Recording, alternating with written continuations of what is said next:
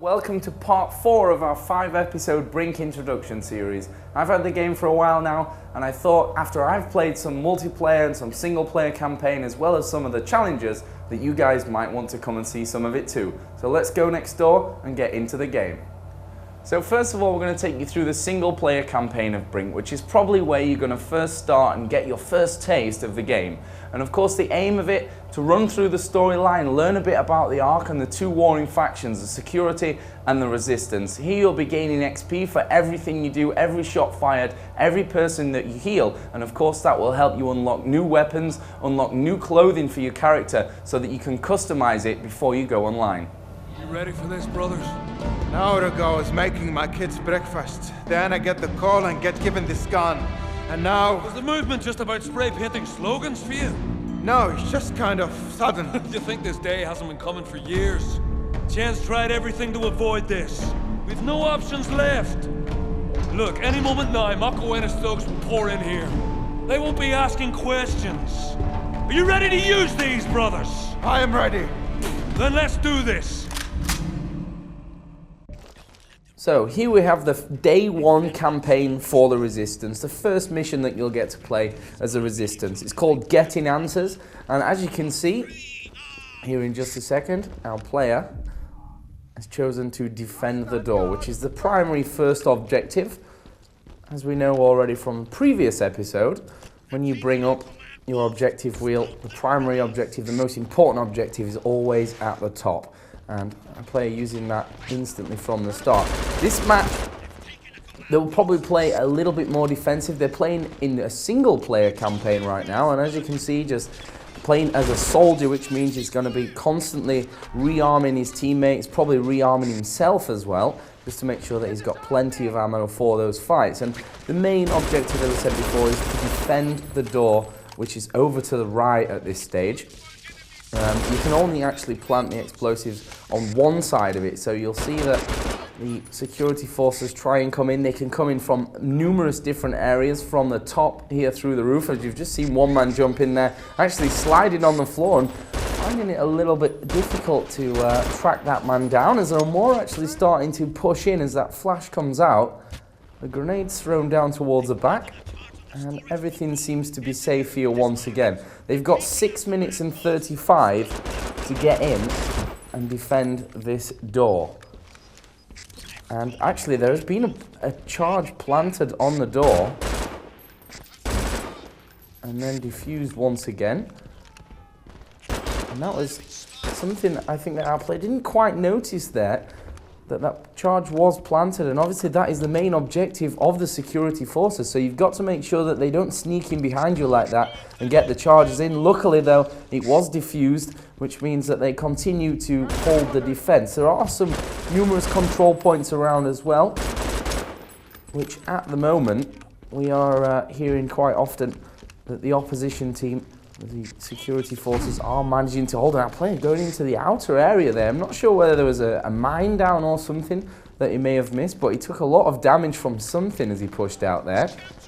As you can see here in the inner room by that door, everything seems to be fairly locked down. There are 4 or 5 other guys all hanging around. There are mines down to cover underneath those pipes and also just by the door itself, and there's even a turret laid down by one of our man's allies here.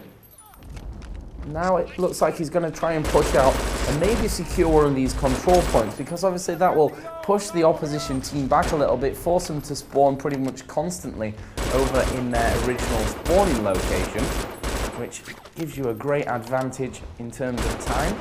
They won't be able to resupply that ammo up close and personal. And the men that are dead, as you can see, making sure that they can't be revived by finishing them off. And now just around this corner is that control point, and he is going to get in there. The command post taken, and so far it looks fairly clear. I think he's going to take this one fairly easily. Yep, there we go. So he managed to take that command post, which is in a fairly aggressive position and almost in a chokehold position as well, so it should be even easier to defend this door. in the 3 minutes and 45 that they've still got left to do that. Obviously, they will be coming up through this area here, which offers some staircase. It's quite a narrow area, so they should be able to hold it back with 3 or 4 guys just sat in there. As you can see, there are some medics from the opposition team who somehow managed to keep getting off those revival syringes. And here they come rushing in once again. Obviously, you can set in the single-player campaign the AI to different difficulties. And racking up quite a few kills here as he gets into position. You see that machine gun? You need an engineer to actually repair that machine gun before you can use it. I'm not sure if I remember was trying to get in there or just maybe push the front lines a little bit, but that machine gun, hopefully for them, can get repaired. You're taking a lot of damage, and this is one position around this command post which actually is really, really interesting. It's a great camping position, and obviously on these objective-based games, it's really great to have a position where you can camp to really throw your enemy off, to waste, even if it's just 30 seconds, it can mean the difference between winning and losing a game. And again, they're just rushing in there, the AI players, trying to recapture this command post, but so far, our player doing a great job of camping it up. Obviously, camping can get that little bit boring, so maybe he's going to move out here in just a little while. Just throwing a couple of grenades off the door. So yeah, he seemingly got bored there of just camping in the corner, so maybe go for a bit more run and gun action. That medic just getting slightly out of sights of him, and as you can see, the machine gun has been repaired, so that'll offer some extra fire down and will slow them even more. They've only got 1 minute and 30.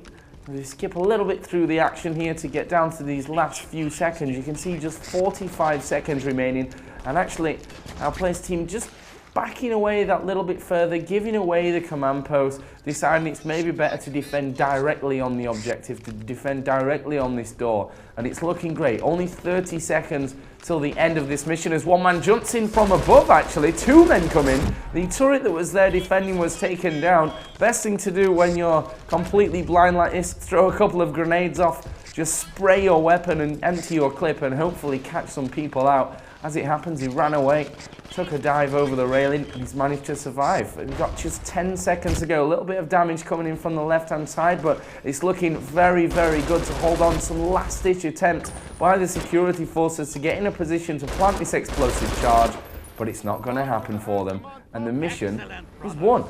We have the intel. Ha! Come on home!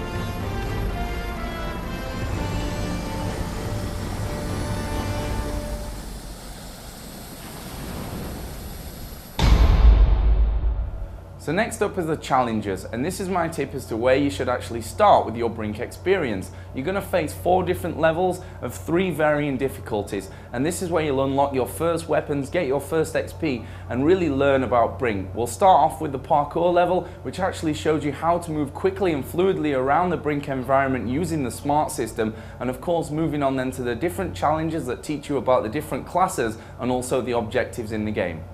So here we have the 4th and final challenge. It's called Tower Defense, and the aim of the game, you're an engineer and you have to hold this health command post right in the middle of the map against waves of enemies coming against you. Now, as you can see, holding down the F key here will let you capture that health command post, and then you've got to hold it for almost 15 minutes. As I said, you are an engineer, so you can deploy a turret, as we're seeing our man doing, and also you have landmines as well. He's going to deploy one over by this belt, which is a good position because you are going to get enemies running in towards you in that area. One of the other helping factors of this map, you actually have a orange light, as you can see there, which indicates where the enemies are coming from next. And the first wave seems fairly easy.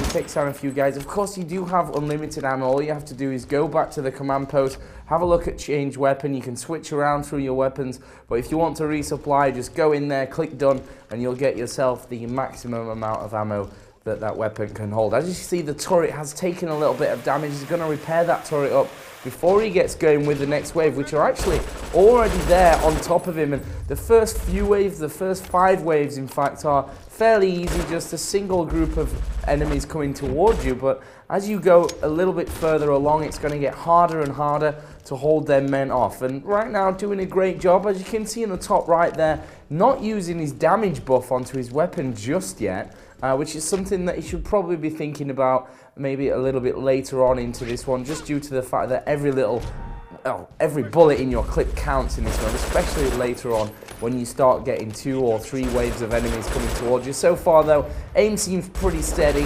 everything good. They're not actually even getting up onto the platform yet to get anywhere near this one. There's a cheeky pre-fired grenade, not sure whether that'll connect. I think the enemies are going to come a little bit later than he expected there, so you'll have to wait for that grenade to charge before he can throw another one. It's not going to take too long though. Here comes another wave, easily dealt with so far. And that mine, I think that he laid before, is already gone. And you will see the enemies drop straight off sometimes and down onto the ground level, which can be annoying. Okay, the mine's actually over on the other side, so that's offering him some protection from there. That turret, I think, is gone though. So that's not going to be the greatest of situations. This should be a fairly easy wave. Good positioning on that central platform. It'll be easy to fire down rather than aiming at a constant level against his enemies. So yeah, the turret is gone, so we should think about maybe putting another one up at some point, just to give him that extra little bit of firepower, take a little bit more health away wherever possible. And you will see a grenade thrown up against him. You can see on the HUD there, the further you move away from the grenade, the smaller the icon becomes, so you can tell really without looking around on the ground, as you would in probably some other games, as to where that grenade is, where it's landed, and what's the safe position going to be. As you can see, we're moving on now to a little bit harder. There's 11 minutes still left to hold this command point, but I'm not sure whether he's going to be able to do it. Seems to be struggling a little bit on the ammo front. Maybe a change of weapon and give him that little bit of an extra boost. Obviously, the secondary weapon that he has does have that extra bit of ammunition to reload into, which, you know, it's a weaker weapon, but I think overall probably maybe a better choice once the enemies get up close and personal to him. But at this stage, still managing to hold on. You can see his reloads getting that little bit quicker as he gets into the flow of the game, but the enemy's starting to get up onto this platform now, and that's something that he needs to be careful of, because as more and more waves come, they'll swarm him from both sides, and he's actually being knocked down there from the right hand side. Interesting decision to use the smart system to actually get up onto an even more open area that offers really no cover, but whatever, it's not me playing this one, so I don't mind about that one. But he still managed to hold on, didn't actually die in that situation. And if you do die, by the way, you go back to where you spawned, which is just a few meters off down in the corner of this tower defense challenge. So you do have time to get back in there, but you've got to be quick if you get killed, because the enemies will get straight onto that command post and will start to take over it with their engineer, and that's where you can end up maybe failing the mission. Again, taking lots and lots of damage, just trying desperately to get behind some cover from those shields that are offered up on the edge of that main platform. As we hit the 9-minute mark, getting a brief respite before the next wave comes in. You can see at some points as well, there is a giant scoreboard over on one of the walls. There it is. You got a slight glimpse of it there, which tells you how far you've gone through, how many waves you've managed to beat back. And I do believe he's on the 3rd set of waves, which means he's going to have 2 or 3 waves coming at each time during these next few minutes, and that's going to become very, very difficult for him. And there, or as you can see, the second wave actually came from the exact opposite side to where he was firing down before, and he could be in a little bit of trouble now. They're up there with at least 2 guys. In fact, having to switch out and rely on that secondary weapon now, which offers a massive, a bigger rate of fire, but really not as much damage, and you need that extra damage for sure when you're going up against the enemies with the large body type. That could really make it difficult. And actually there was a death there. He's gone back to the spawn again. Off the spawn, forgot to buff the damage of his weapon, and with 7 minutes to go, I think struggling now to really hold on to this one. He's managing to beat this wave back, but once again a large body type player. And there we see actually the command post being taken by the resistance and the death, and now he'll have just a few seconds to get back around. The resistance actually pushing right up to the exit of this spawn point area, trying to keep you in. You can see the counter there. Just 30 seconds he has to get in, kill the enemies, and recapture that post. before he actually fails this training mission. And as a grenade comes in as well, he's going to have to make a run for it. Knocked to the ground, 17 seconds to go as he tries desperately to run around to the other side. Well, he's picked the worst side possible. There was a turret there. There were 3 guys defending. And as we have just 10 seconds left, surely you won't be able to get up there and defend this one. Make that 3 seconds now. And it looks like this challenge will be failed. It will indeed. And it just shows you that a player who's been playing this game throughout, since the release of Brink, this challenge is very, very difficult. So finally we come to the big part of Brink, and that of course is the multiplayer mode. You can seamlessly transition from the single player to the multiplayer in a matter of seconds, and it offers so much more depth with the 8-on-8 format, and of course all those challenges become a lot harder when you're playing against real opponents.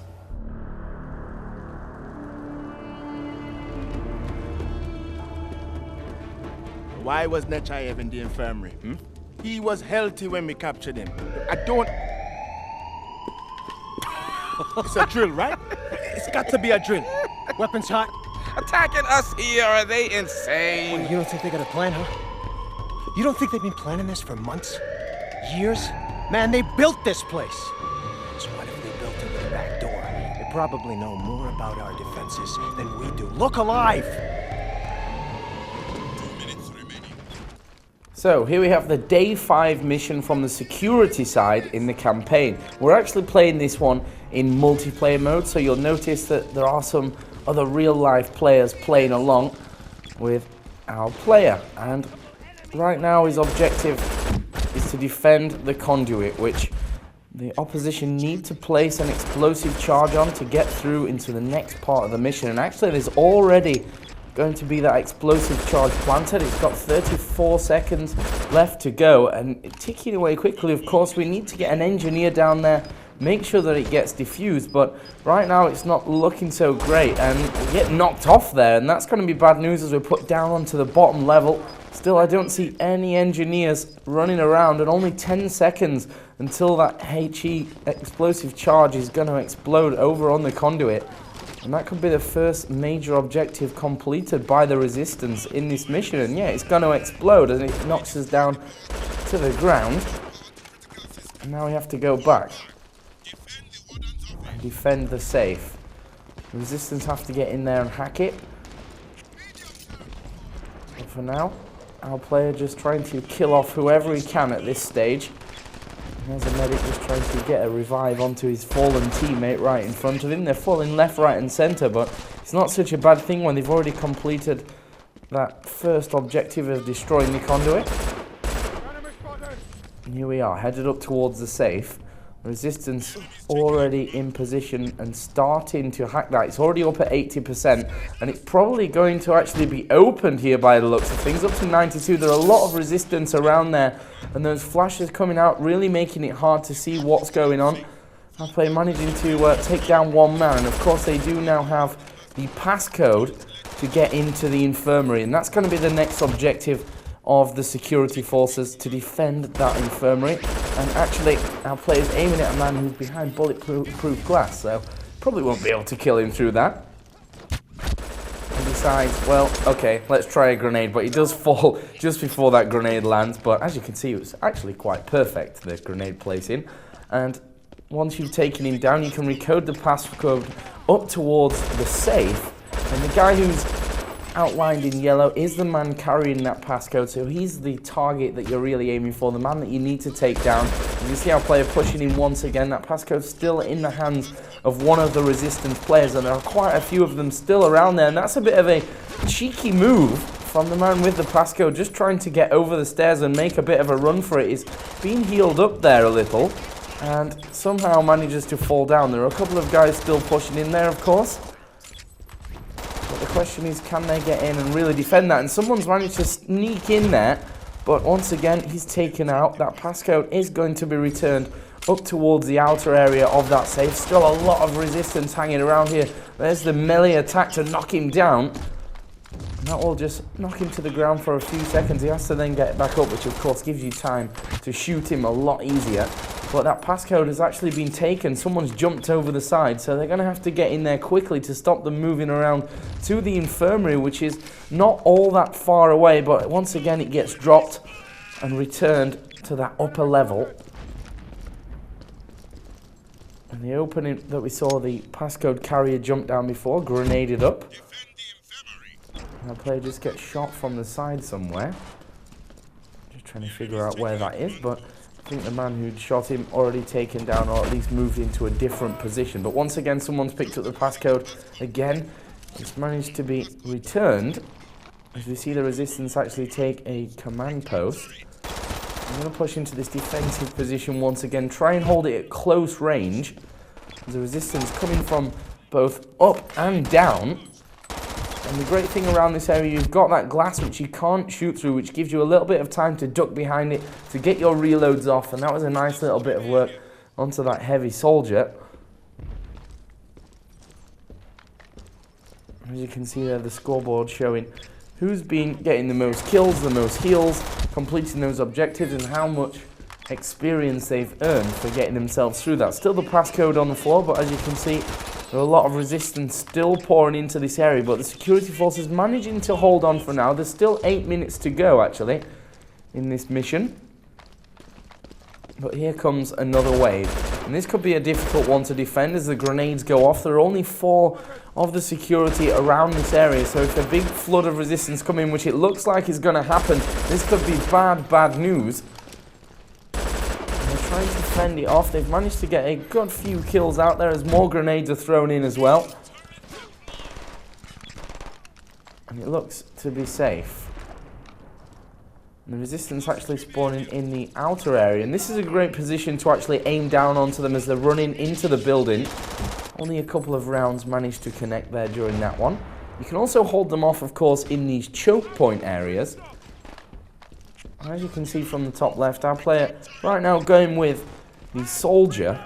So he's got some nice stopping power with that weapon, of course, can refill his own ammo, can refill his teammates' ammo, getting a couple of grenades off, nice clean kill, good aim onto that medic that was pushing in. But let's switch a bit further forward. They managed to get their escort out, and now they've got to defend this VIP as our player and his team try to take him down, try to stop him progressing through the level. He's going to switch out to a medic, which, you know, he's not going to be able to resupply himself or his teammates anymore, but what he will be able to do is heal his teammates up and maybe create some more of a barrier around this VIP as the resistance try to get him out in this mission here. And as I mentioned before, this is the day 5 mission of the security forces. You can see just bringing up the objective wheel just to outline that VIP once again, make it easy to spot exactly where he is going to be hiding. And as you can see, the VIP is actually down in quite a dangerous area now. He's got very low health, and once you take his health bar down, then he'll become incapacitated. The team then that are defending, of course this time it's the resistance, have to then get in there and give him the revival, and then they can heal him up, buff his health once again to try and move him through. But as you can see, the security force got a nice barrier set up. They're managing to hold it back, and as we move a little bit further in and our player revives one of his teammates, you can see that the VIP really struggling to move any further than we saw before.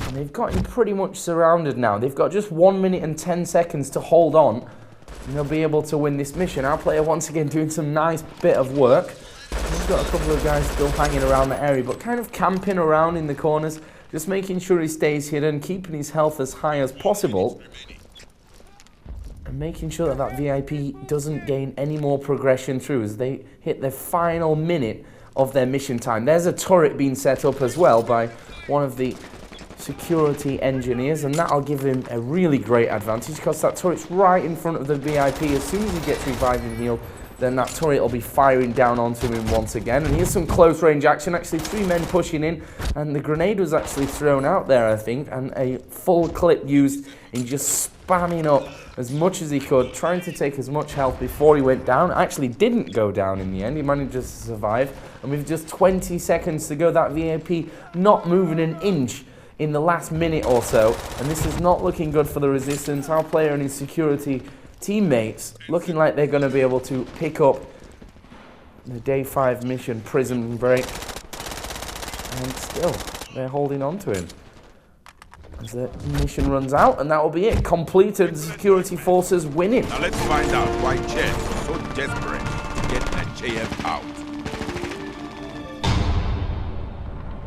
So that's it for episode 4. Join us next time where we'll be bringing you the final episode in this Brink introduction series, and I'll give you my thoughts on the game as a whole, its future as an esport, and also on the smart system.